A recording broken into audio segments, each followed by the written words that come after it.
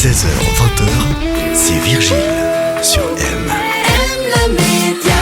Et c'est l'heure de retrouver nos experts dans le monde animal, comme tous les mercredis, par sa riche expérience dans le monde des animaux. Elle nous fait partager ses précieux conseils pour chouchouter nos quatre pattes.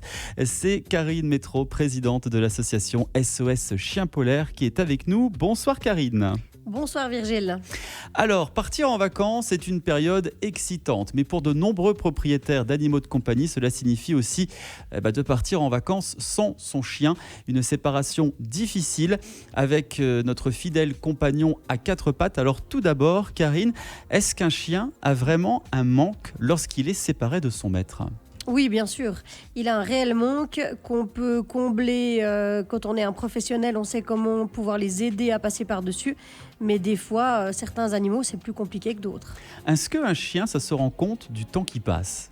Alors, beaucoup de personnes disent que non. Oui. Moi, clairement, avec mes chiens, j'en ai quand même une épée on voit qu'ils voient si on part 1 heure ou 2 heures ou une journée complète. Comment ça se perçoit ? Comment on peut voir ça ? Ça se ressent ? Ouais, ça se ressent. Et puis on a le côté quand même. T'es parti, ça fait un moment. J'ai été regarder plusieurs fois à la porte, j'ai été voir sur la chaise, j'ai été voir où t'es d'habitude et t'es pas. Et je vais plusieurs fois, donc je vais dormir entre deux, mais quand même. Donc bien sûr, Alors, ils sentent. Qui dit vacances dit solitude, donc pour les chiens qui restent là. Est-ce qu'il y a des races de chiens qui sont plus solitaires que d'autres ? Alors oui, il y a des races plus solitaires que d'autres. Après, en général, ça dépend de la race, bien sûr, mais ça dépend surtout de comment on a habitué son animal. Si on habitue son animal à aller de temps en temps chez la voisine, chez notre maman, chez une amie ou quelqu'un, ça se passe bien. S'il est tout le temps collé à nous, 24 heures sur 24, ce qui est bien parce qu'il n'est pas tout seul, mais en même temps, il n'apprend pas la séparation. Et il doit apprendre aussi à être un moment tout seul, que ça se passe bien, qu'on met des trucs en place. On peut mettre la télé, la radio, il y a des boîtiers musicaux, il y a plein de choses. Qu'il y ait une présence. Voilà, exactement. Et puis, faire un temps adapté pour chaque chien.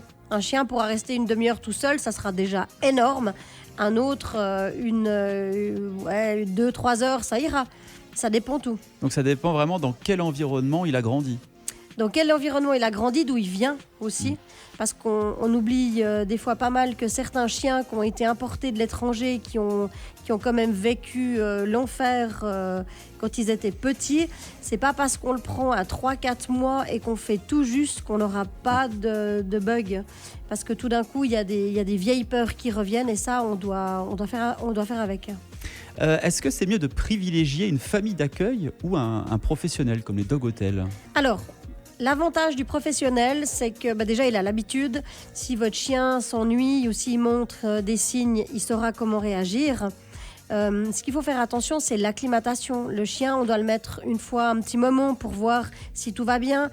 Et s'il se plaît, on peut le mettre plus longtemps pour être sûr que si on part 2 semaines, tout aille bien.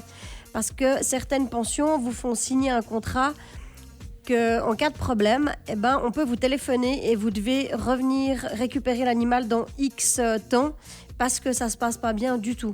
Et là, il faut être sûr, si on l'a mis régulièrement et si on voit que ça se passe, on peut quand même être sûr qu'après, au bout de 2 semaines, si on l'occupe, si on lui dit que papy, mamie va revenir, que tout se passe bien, ça va jouer. Pour terminer, si on part en week-end court, par exemple, est-ce qu'on peut laisser facilement son chien 2 ou 3 jours tout seul ? Non. Oh non. Non, pas du tout. Non, le chien est un animal qui a besoin déjà de son humain pour lui donner à manger, mais pour aller balader, il a besoin d'aller renifler dehors, il a besoin de sortir de la maison. Un chien, il va pas aller faire ses besoins dans une caisse, c'est pas un chat. Et même les chats sont quand même des guerriers. Hein. Les chats, ils aiment aller dehors. Enfin, si on peut les laisser aller dehors, après, voilà, la vie, elle fait que des fois, on peut pas parce que sinon, c'est dangereux pour eux et ça, c'est autre chose. Mais le chien, non, c'est exclu. Le chien, il doit pas rester plus que...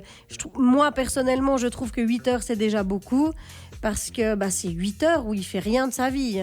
Donc, il dort, mais en même temps, au bout d'un moment, c'est long quand même. Donc n'oubliez pas, si vous achetez une boule de poil, c'est à vie et c'est toujours avec son animal de compagnie. Même pendant les vacances, il faut s'organiser. Encore une fois, les animaux, ce ne sont pas des jouets, autant qu'on le précise. Exactement. Et ce qu'il ne faut pas oublier, c'est si on part à l'étranger, de regarder les règles du pays, les règles sanitaires. Et ça, on peut voir tout cela sur Internet assez facilement. Oui, exactement. Karine Métro, merci beaucoup pour toutes ces informations. On vous retrouve la semaine prochaine dans Les Experts pour le monde animal. Mercredi prochain, on vous souhaite une belle soirée. Merci à vous aussi. Aime le média où tu veux, quand tu veux. Aime le média.